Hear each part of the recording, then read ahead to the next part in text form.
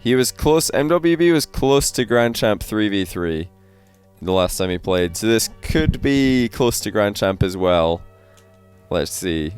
Wait, what is happening over here? Guys, this bit war is getting a bit more extreme. Everybody's still involved as well. Thank you all for 500 bits each. What on earth is happening? So yeah, you guys can guess the rank of this one. We're against a Batmobile here. MWB, aka Show Me Your Kitty. Just gonna back off. Not really a position we could challenge in, so that's fine. Not really a position we're too scared of what he's gonna do as well. Did he miss that boost? No, it's actually just a bug. It was gone. And we could maybe dish this one in. He's gonna do it for us. Okay. Pretty safe position to dish with, because the opponent was boost starved by us in the corner. So that's fine.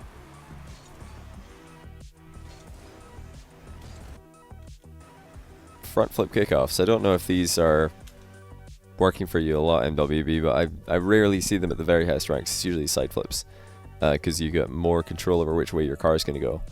Chasing the ball. Oh, Timo's getting involved. He's just blowing everybody out of the water in one go. Timo, thank you so much for 1700 bits. What on earth is going on right now?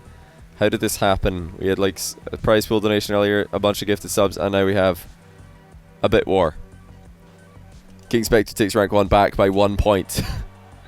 Right, this boy that we're against is absolutely panicking. We've done the worst shot of our lives, and it's still gone in. Obviously, we could have just boomed that top shelf. We would have had no chance, but it's also okay to slow roll, just because of the mind game element. This is a fine kickoff. We do want to stay with it. Very good. And we might have just scored again, have we? Have we just scored again here? No, never mind. It's off target. He's back. So we definitely want to pressure this as well. Oh my days. What is going on this stream? We got so many gifted subs. I swear everybody's just gifted subs today now. Mocket League. Where's Mocket League been? I've not heard of Mocket League and Rocket League for ages. Cheers for 25 gifted subs in Mocket League. That's actually insane. Right, we're in reverse. We're not scoring in reverse, are we? Okay, apparently not. If we wanted to score this, or if we wanted to make this as awkward as possible for him, we should be shooting at the other post.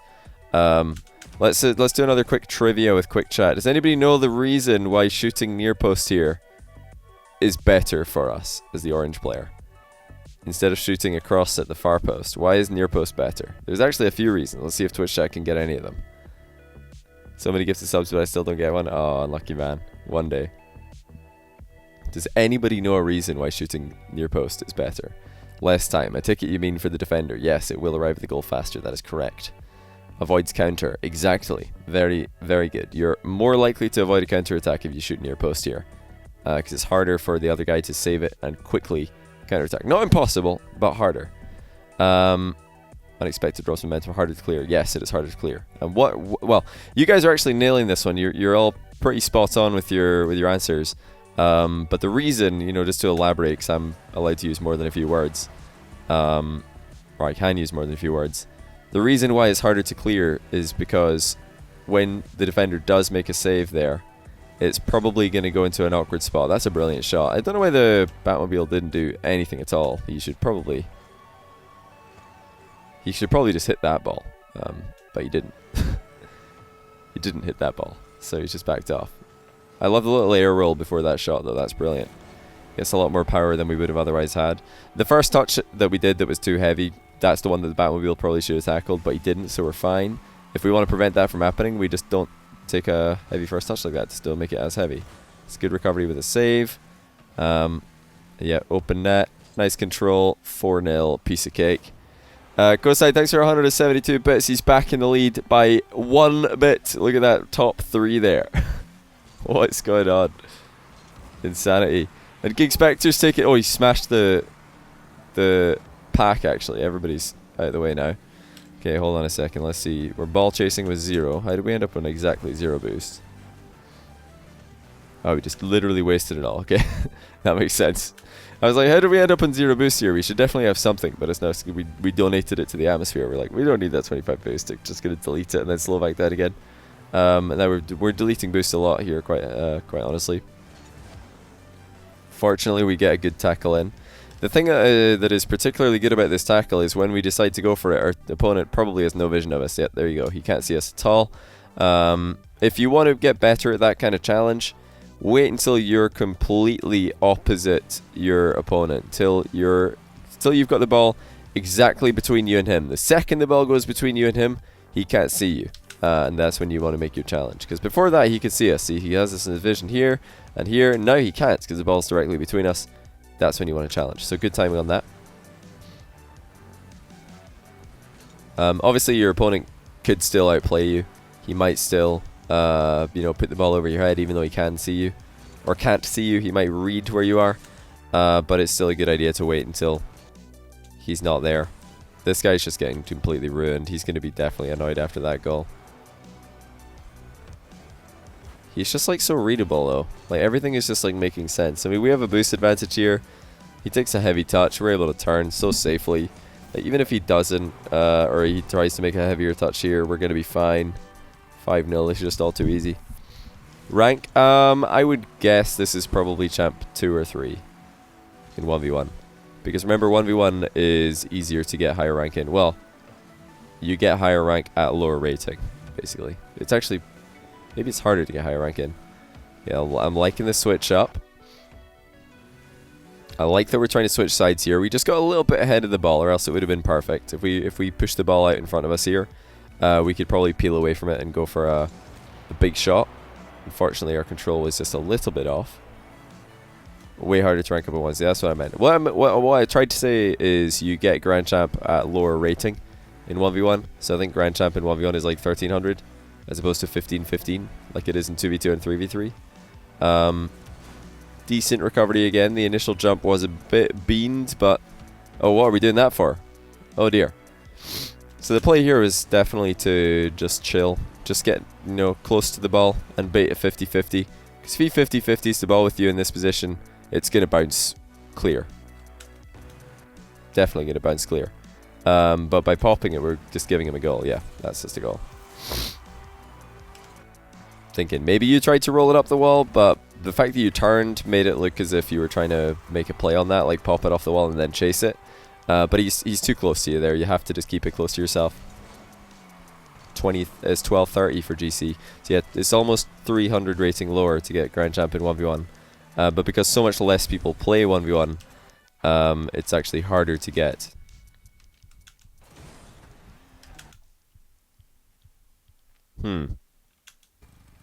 Let's see what went wrong here. They're a bit slow in the kickoff. That's my first problem. Second problem, we're approaching on goal side and then we're dodging away from the ball. We should, if we're trying to approach there, we should probably dodge to the right. Just a side flip would do. Yeah,